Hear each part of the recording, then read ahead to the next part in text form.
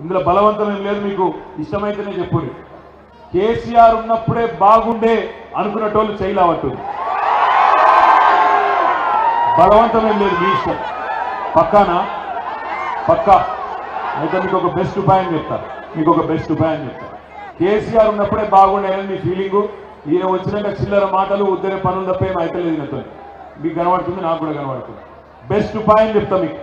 Current పోతుంది, నీళ్ళు వస్తలేవు, నాకు ఎరికెత్తాను. కందిలు పట్టుకొని నిలబడ్డారు మా చెల్లెలు,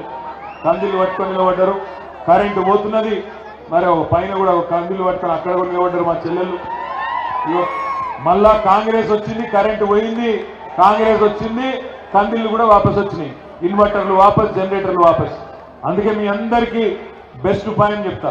ఉపాయం ఏంటి అంటే, మీ అందరు కలిసి గట్టిగా ఒక 10-12 ఎంపీ సీట్లు మా చేతిలో పెట్టుండ్రి. 6 నెలల తిరిగి కేసీఆర్ గారు రాష్ట్ర రాజకీయాన్ని శాసిస్తారు.